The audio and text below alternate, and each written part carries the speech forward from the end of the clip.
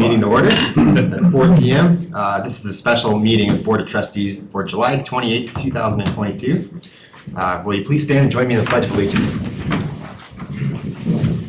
I pledge allegiance to the flag of the United States of America and to the republic for which it stands, one nation, under God, indivisible, with liberty and justice for all. Excellent. You can do a roll call, clerk. Mayor Karsbeck? Here. Mayor Pro Tem Grace? Here. Trustee Hardy? Yes. Trustee Soriselli? Here. Trustee Ayers? Here. Trustee Butler? Here. Trustee Murphy is absent. Thank you. Since this is a special meeting, we won't have any public comment nor any reports at the end, so we'll go right into just our only agenda item, which is the intent to participate in the 2022 general election regarding an annexation, and I'll turn it over to Administrator Kirk. Thank you, Mayor Karsbeck, and thank you, trustees, for making the time to be here this afternoon.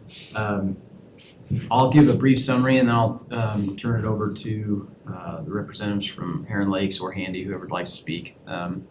But just as a little bit of background, back in 2014, voters passed Ordinance 1180 in the town of Berthoud, which places limits on the areas that Berthoud can annex without first going to a vote of the public. And so specifically anything outside of the 2012 growth management area, or what was the growth management area in effect in December of 2012, anything outside of that boundary has to go before voters and has to receive a majority yes vote before the board can consider it for annexation. For all intents and purposes, that's west of County Road 19, which is the first county road west of 287.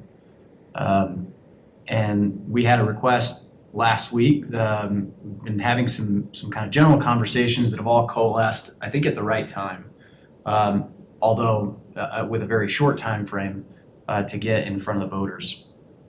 Specifically, a request to potentially annex the Welch Reservoir and McNeil Reservoir for the purpose of developing additional golf-related amenities in the Heron Lakes subdivision associated with TPC Colorado. There's no, even if this goes to the voters and the voters say yes, that doesn't mean that the property is annexed. There's no commitment that the applicants would then even request annexation. Technically, they could choose not to after the vote, even if the voters voted yes. If the voters vote yes, you still are not obligated to annex. But if you want to annex the property and they choose to make that request after the vote, you can't do it unless it's a majority yes vote. Hopefully that makes sense. The reason why this is coming before you as a special meeting today is that in order to meet statutory timelines for an election in November, we have to notify Larimer County by tomorrow of our intent to coordinate an election with them. That means we don't have to run the election ourselves. We can just place our question on the general ballot that would go out, Larimer County will manage in November. If that doesn't happen, the next opportunity to get in front of voters won't be until November 2023. So we wouldn't normally rush in and ask you to hold a special meeting to make a decision kind of at what feels like the last minute, except that this is, again, all coalesced kind of at the right time to be able to do that and not have to wait another year to ask the voters the question. So that's just a little bit of background. With that, I'll turn it over to John Turner from Heron Lakes and happy to answer any questions you have after that. John Turner. We have Warren Turner here, Jim Birdsell here from the ownership group, Steve Anderson from Handy Ditch, and Jim Myers from Handy Ditch Company. This has been a very unusual process that started probably end of last summer. We started looking at properties south of Welch Reservoir. We call them the David and Nancy Lamb properties. And we actually were writing contracts on those properties and trying to acquire those properties for golf and potential development to try and bring on to our existing master plan. So we've kind of been working on that. We then started analyzing expansion of the Heron Lakes Golf Course because we're basically sold out of our golf memberships. We've hit a very good market with your guys' help and assistance. You guys have helped us do what we consider a good job. We're working on a hotel right next to the clubhouse. We've hired the architect. Warren's got some slides if you guys have an interest to see stuff. We're really not trying to present everything because there's several things going on here that are mildly complex and we don't want to overwhelm you. Today is just trying to see if we can get on the ballot for the Handy Reservoir property. But we're working on a hotel next to the clubhouse. That's going to be a boutique, pretty high-end hotel. When we have weddings and events, most of the people are having to stay in Loveland. And we have better site than Loveland does. We have a better product than Loveland can. So we're not, that hotel is not contingent upon this deal. But there's no room on our tee sheet.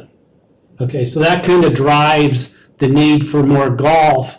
So if we do make reservations and commitments, we have someplace to entertain them because we have enough members. Plus, we're only about a third of the way through our project, and we need golf for those future residents. So we're not even looking outside the market. We have caught our market with your guys' help. So we looked at routing of where we could go. We looked north, crossing the ditch up to the marina property that we annexed a couple years ago. We looked going south. I looked back at the Knievel property. We dedicated 70 acres to the town on the Knievel property. We looked down there. I actually looked across, going underneath 257 and looping up through, I used to call it was it the Richardson Farm. So we looked at all these different alternatives. And the conclusion, and it was probably only about 90 days ago, the conclusion was we've set a nice bar on the golf course where we're at. The next good ground is the Handy ground. And no offense to anybody, we're trying not to offend anybody, just go, now let's keep the bar where we're at. Let's focus on perfecting the good stuff. So we approached Handy about 45, 60 days ago.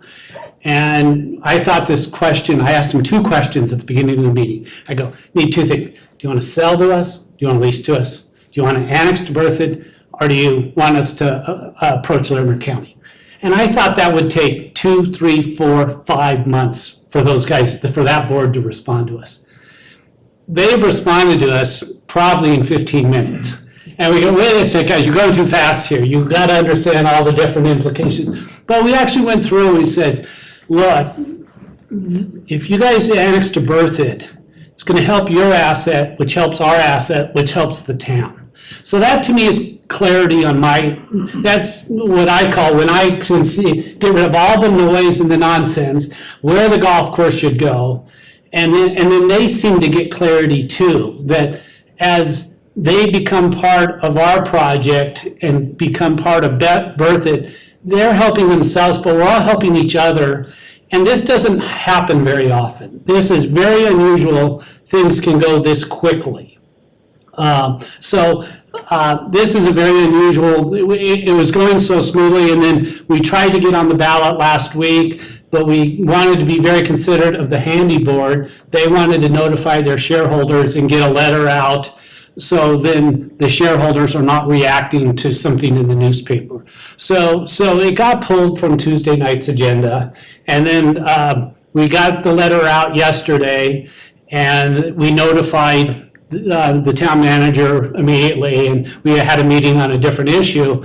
And then a couple of things worked together, and with the mayor's leadership, he was able to request your presence. And so I'm here to answer any questions. Warren would like to do a little presentation about a couple of the other reasons why this is such a good fit. And I'll touch on them just briefly, but the first hotel is not contingent upon anything. We fully plan on doing a 50 to 70 room boutique hotel next to the clubhouse. But as we open up the southern end of the project, that opens up a regional hotel, probably a significantly larger hotel by the on and off ramps, which we're also working with UC Health. And so we're not sure you know everything that we're working on, but we're working with UC Health right now for a medical office building on the on and off ramps, and we're working on an agreement with the town to help design and plan and get those built.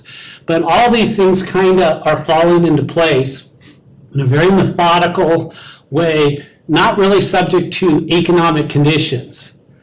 So we think we can process this and move this forward in a consistent manner And everything is just, usually stuff like this would just take forever.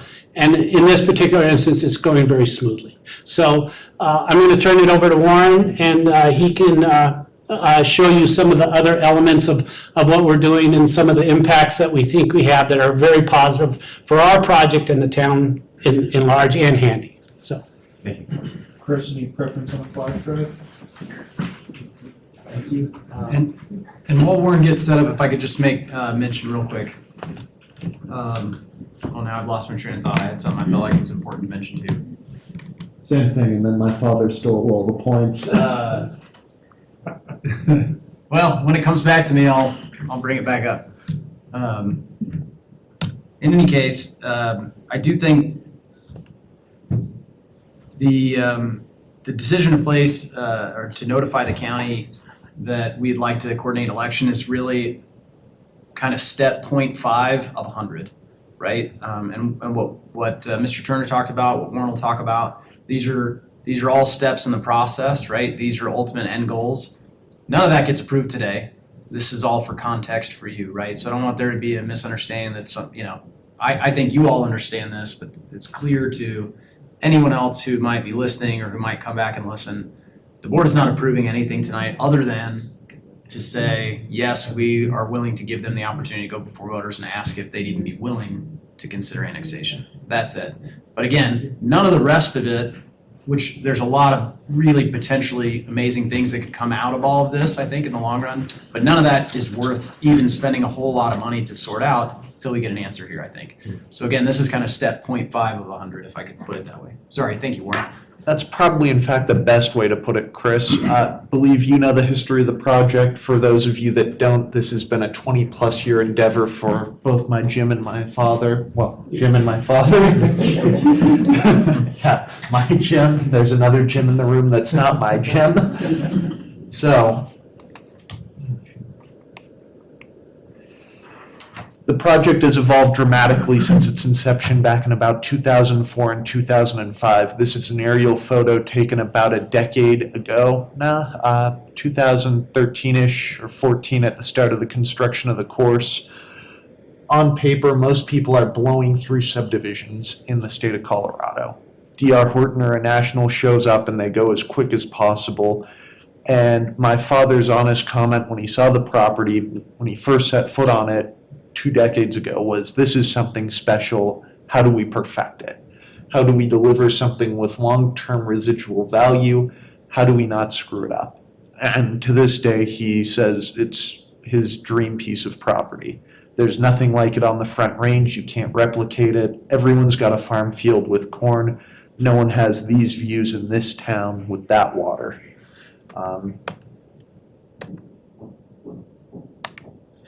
So again, in regards to, there's some lag on that. In regards to plans changing, this was our original master plan back in 2004. If you guys are familiar with the project, it's changed dramatically. Every couple years, there's an evolution to it.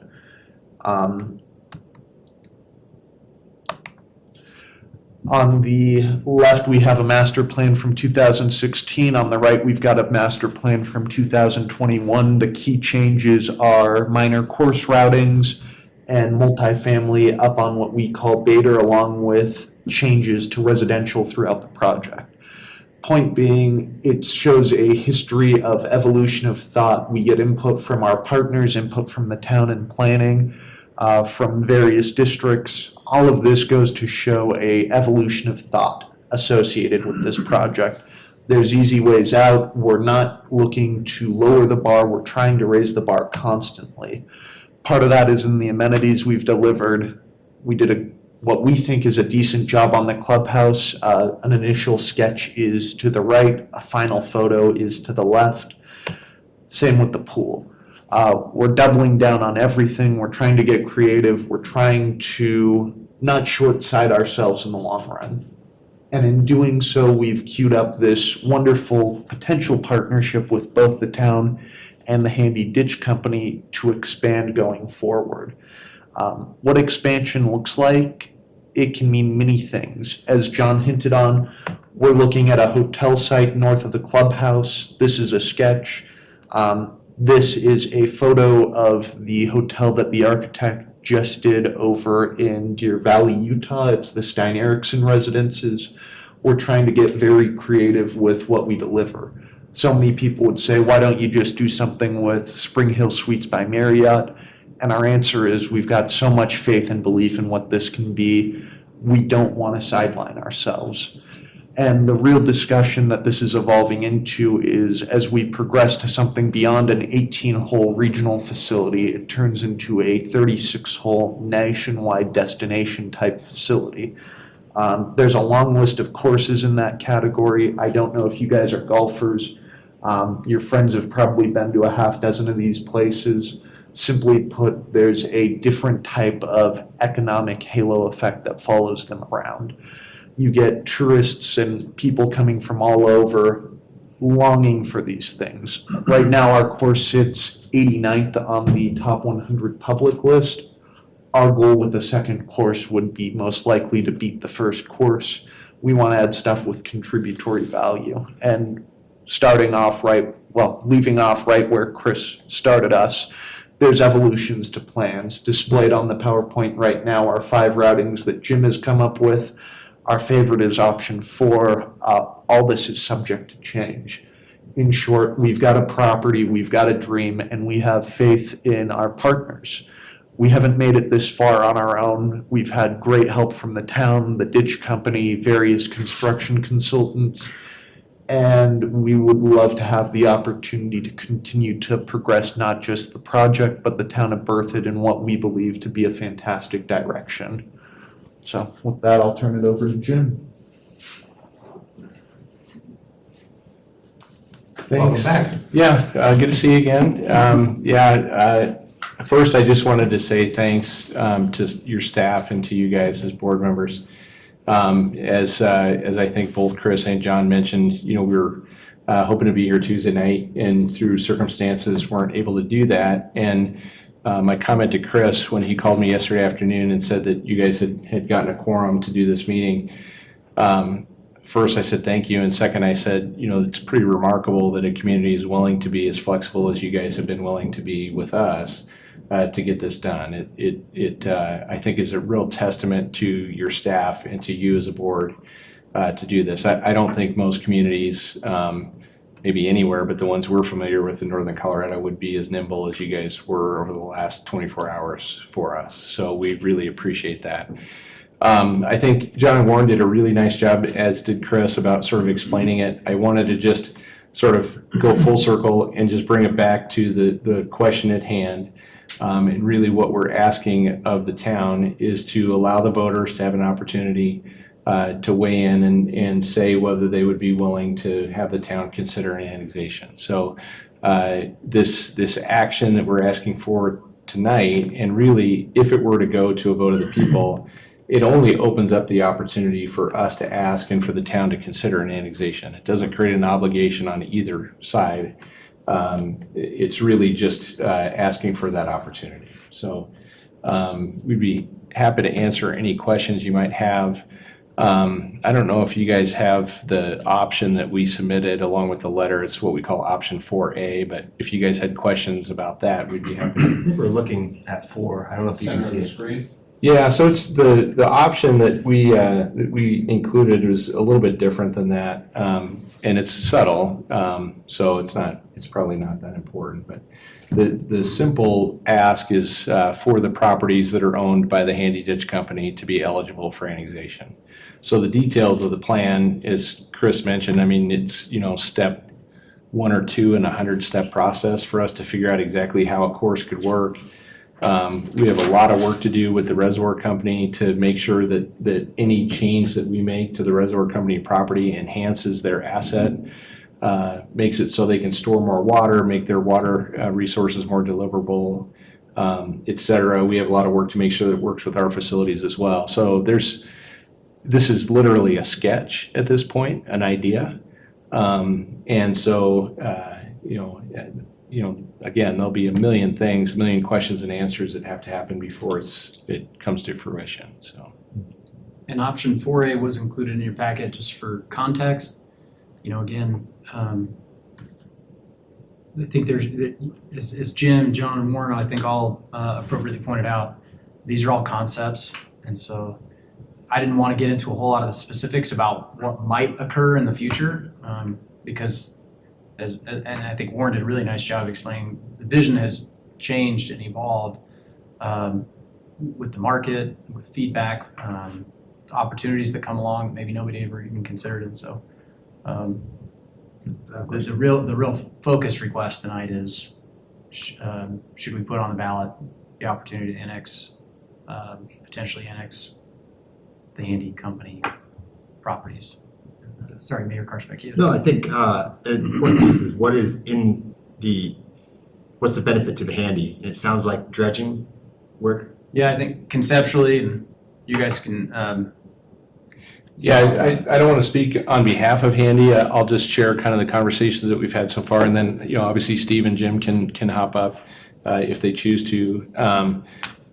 So what we've talked about with Handy generally is that this project has to be a win-win for it to move forward. So for it to be a win for Handy, it has to improve their facility, increase capacity of storage, easier delivery of water, better facilities, et cetera. And so again, the details of what that means have a lot of work necessary in order to get it to work. But generally, yes, we would be working with the reservoir company to dredge portions of the reservoir to create more capacity and more efficient capacity in order to create room for the golf course. So again, it's going to take a lot of work, a lot of engineering effort on their part and our part to make sure that what we do makes their facility better. But that is what I understand their goal. The reason they're interested in doing this is that this is an opportunity for them to get two things. One, better facilities, and then a long-term financial relationship with us, where the current proposals, we'd be leasing that ground from them in a long-term lease. So there'd be a long-term revenue stream that comes from the golf course to the Handy Ditch Company, which helps their operations budgets, et cetera, as well as making their facilities more efficient, state-of-the-art. So that would be the goal. Yeah. Okay. And for the town, it's kind of a dual thing where we have the opportunity for more amenities for the restaurants and to attract people from the area. Plus, since we have Handy shares, we could benefit from some of that storage too. Exactly. Yep. So, you know, I think John mentioned it's so rare in our experience where you're working on a project that really could be a win-win-win, right? Where the town wins, like you mentioned, Mr. Mayor, you know, where you're creating an amenity that's raising the value of your community. And as John mentioned, you know, we have goals for hotels, you know, other amenities on our project that are going to be contingent upon this golf course. So it raises the profile of the project, raises the value of the project. But also, you guys are Handy shareholders and a significant shareholder. So by benefiting that reservoir company, making them able to store more water, deliver water more efficiently, you're raising the value of your Handy share. So we really do think it could be, and again, there's 99 more questions to answer, but we think it could really be a win-win-win for everybody involved. So looking at the picture dead center up front, so course option 4, this is just a question I have about the area that would be proposed to be annexed. Yeah. Is that the kind of dashed line on the left, just to the left of the reservoir? Is that? So in simple terms, it's the reservoirs themselves. So that dashed line to the left, as John mentioned, we had been in negotiations with David and Nancy Lamb. That's actually part of their ownership. So that would not be included. And I apologize that it's shown on the map that way, because when we were working on these various options, we have options that show golf on that property and options that don't. So it would not include that property, our ask. At this point, the only properties that would be included in the ballot request would just be the portions that on this map are colored blue, which we know as Welch and McNeil reservoirs. and it may be, this is a good time for me to point out, I got a good reminder from our town clerk. What you would be approving tonight also is only for us to notify the county of our intent to coordinate an election. That's the statutory timeline that we have to meet by Friday. You will, at a subsequent meeting, have to actually approve the formal ballot language that will go on the ballot. So that will come at a future meeting, and that will also come with additional detail about this is the exact area that we're asking the voters to consider. So there is another step even before we get to that election. This is just to meet the statutory timeline to notify them of our intent to participate. Okay.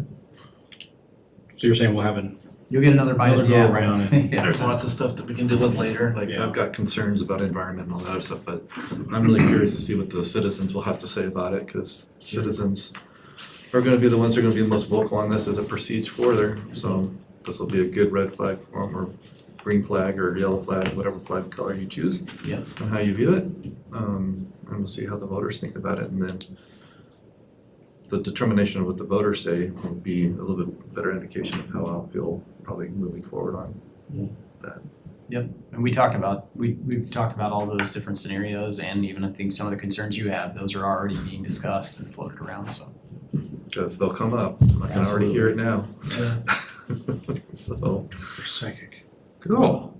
Well, any questions related to this notification that's due tomorrow?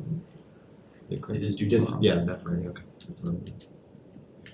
I have one that Trustee Brewer. maybe just to help bring you up to speed since I'm new. And this is maybe or maybe not related, but how do I word this? So to my understanding or recollection of the Heron Lakes and the golf course watering, there was some initial back and forth between Berthoud, or I guess Carter Lake, and Handy Water. And then there was a water court, I think is called, situation with that. Where does that stand? So the shares that were dedicated, the Handy shares that were dedicated to the town as part of the original Heron Lakes development are, we've been working with Handy on a ditch-wide analysis and a whole host of steps. Those are getting ready to be submitted to Water Court. Our Ryan's Gulch Reservoir shares are in Water Court right now. That's a different water source. The Handy shares will be going any day. The water though, water is a big question, and it's probably 10 of the 100 steps that have to be taken in order to make something like this a reality, and so that'll be a big part of the conversation as we move forward if the voters say this is something we should consider. Right. How might this, if this, assuming gets to the ballot and is approved by voters, how might this impact the water court stuff? It With the exit? It shouldn't have any impact on Water Court. so I'm gonna bring up the worst case scenario thing. So if this gets on the ballot and the voters vote it down, Jim would just go to the county then and work with the county on this? Yeah, I mean, I guess that could be the case, yes. Because the reality is, you cannot annex the property if the voters vote no. And so their only alternative would then be to go through the county for golf course development. So how does that work with us then? Because it would be unincorporated Berthoud then, because it wouldn't be part of the city of Berthoud, right? The golf course itself, probably no big deal. If there's an opportunity to develop other amenities adjacent to those properties that might generate sales tax or other things like that, we would lose that benefit. Oh, okay, but then who would service it because their metro districts and all that are in Berthoud? But then this would be like a new segment that would be not Berthoud. There's a lot of those details that they'll have to figure out if the voters say no. If I could, I mean, that's really why we started the conversation with the town. And as John mentioned, we had talked with the Handy Board about the concept of, and it was part of the discussion that we had with you guys on Tuesday night, right? Like, part of the rules or the criteria that create an annexation, is there a community of influence? Is there shared interests, et cetera?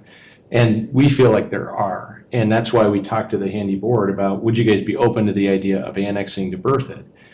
We could, have the same metro district, sales tax, a simple thing like a liquor license. We have a liquor license that's governed by the town of Berthoud. If this course is in Larimer County, then we would have a separate liquor license, even though they're right next to each other. So there's all of these reasons that make sense to do it in Berthoud. If the town says, no thanks, we would then, go to the county and we think we could get it done. But we'd rather do it with the town. We think there's so many compelling reasons to do it with the town. Those I mentioned are just a few, but again, I think there are benefits to the town to having it in town as well. Sales tax, prestige, Just knowing that that part of the project is also in town, I think there's just a lot of reasons to do it, and that's why we're here. Lodging tax too, potentially. Yeah, I mean, I think the hotel would be in town anyway, so you guys would probably get the benefit of that. But again, having a facility in Larimer County and dealing with a separate government on changes or the initial entitlements or all of those things just creates some complication for us. But again, it just feels like there's a community of interest here where it seems to make sense to at least ask the town if they want it. So, yeah.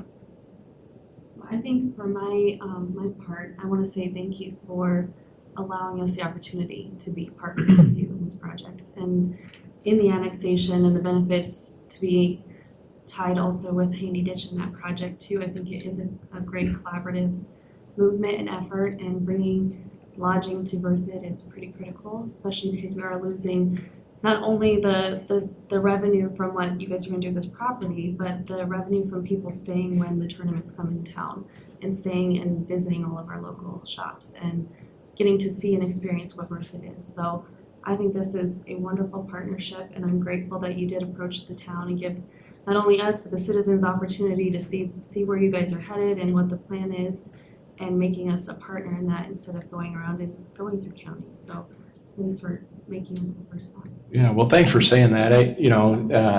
We feel like we have a great relationship with the town. As Warren mentioned, we've been working with the town on this project for almost 20 years now.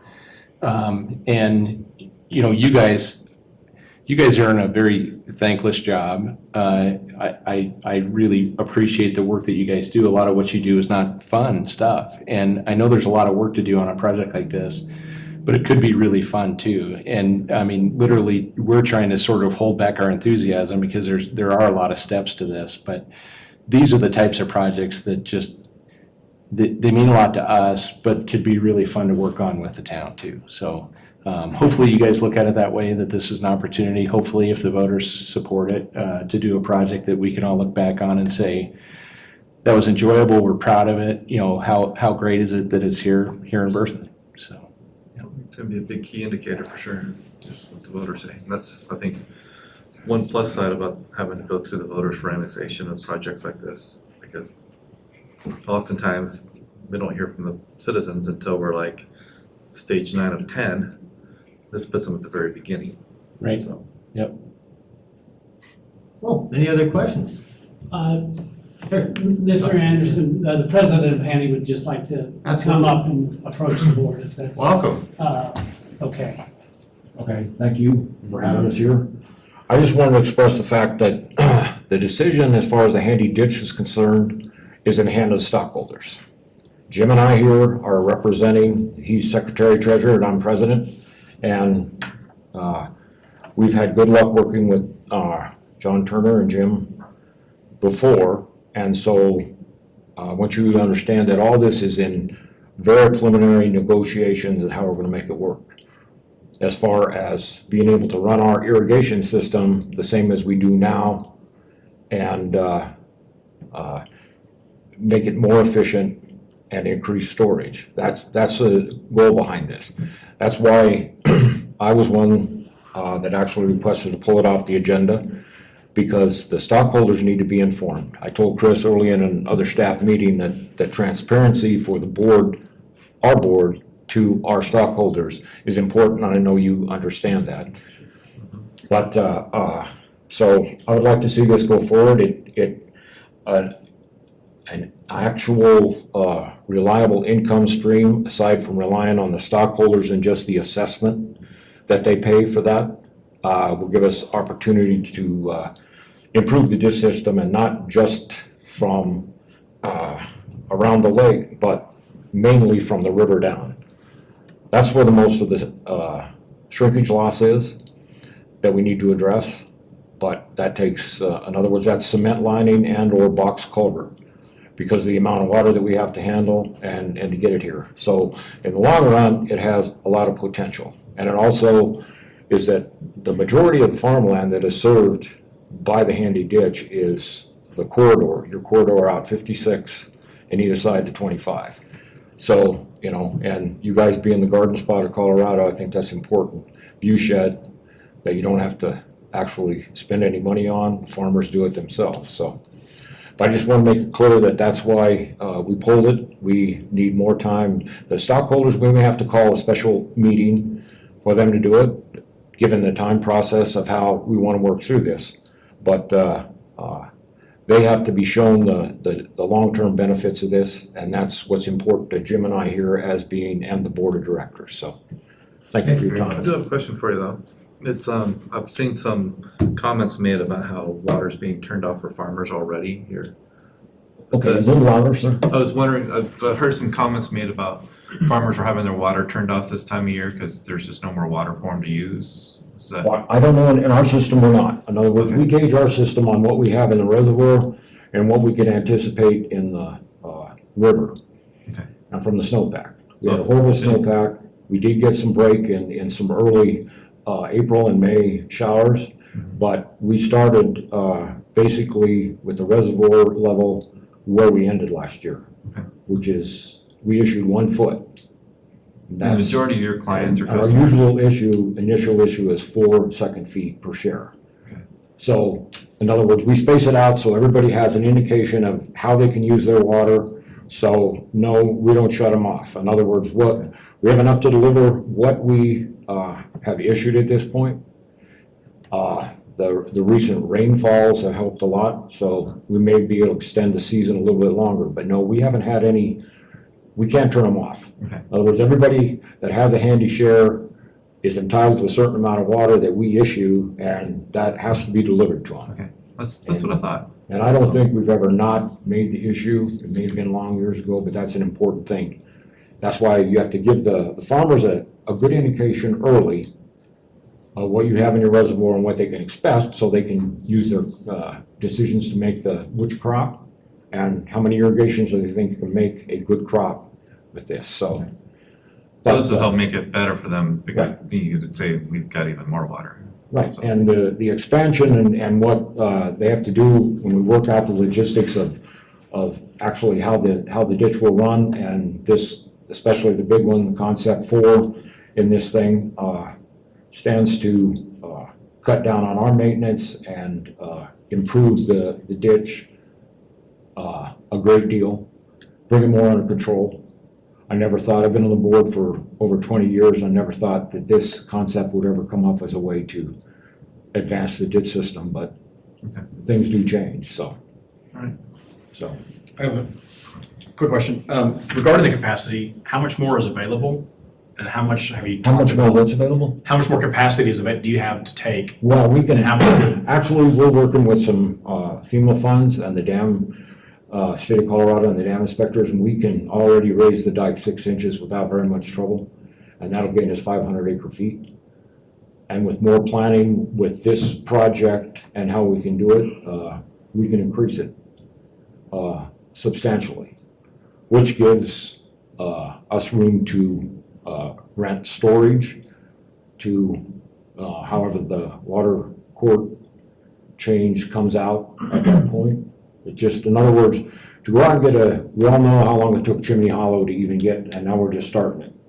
And it's been 25 years, so we already have the capacity in Welch and the availability in all the reservoirs, in all 4 of them, to extend our storage, which is a lot more cost effective and doesn't fall under any more regulation. In other words, it's already there, the dam's been proven, and see, this program we're in also does an assessment of our dam to make sure that it is stable and good. So we would be irresponsible, the board, if we didn't take advantage of this situation to actually do that, since Berthoud sits right underneath the dam in our floodplain, so.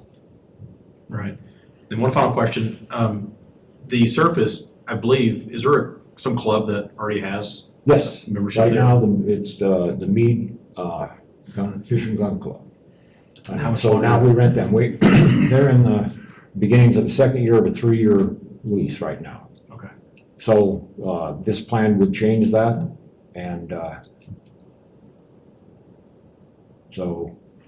And the thing is that, in other words, as far as the annexation itself, it'll probably, I see, and I don't know what the rules of annexation are, and if they have to follow a certain thing, but actually the land where the water sits would not fall under, that would be exempted from the annexation. That's the way it is with Lake Loveland, in Loveland. In other words, there's Greeley Loveland owns the lake bottom, and everything around the lake is annexed to the city, except for the actual lake bottom itself, to high water level. So This is the lake and I would assume that that's how it would work, or is there an exemption? In other words, I guess we'd have to see. We'll have to work out those details as we go Okay. forward. Now, as long as that's the main thing where I wanted to talk, that we need to work out the details to make this thing work.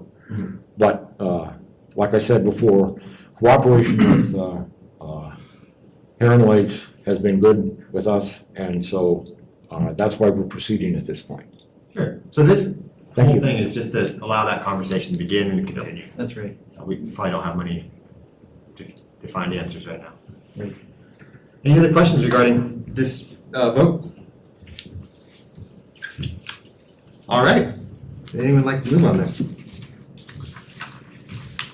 I will move to direct staff to notify Larimer and Wild counties of the town's intent to participate in the 2022 general election to be held November 8th, 2022. Second. All right, trustee Sorsali have moved on this. Mayor Pro Tem Grace has seconded. Any final discussion? Clerk, can we have a roll call vote, please? Trustee Hardy, Yes. trustee Ayers, Yes. Mayor Pro Tem Grace, Yes. trustee Sarcelli, Yes. trustee Butler, Yes. Mayor Parsec. Yes. Thank you. Thank you very much. Congratulations. Thank you, Mayor and Board, for You bet. Thank you. taking the time. We're gonna adjourn. This is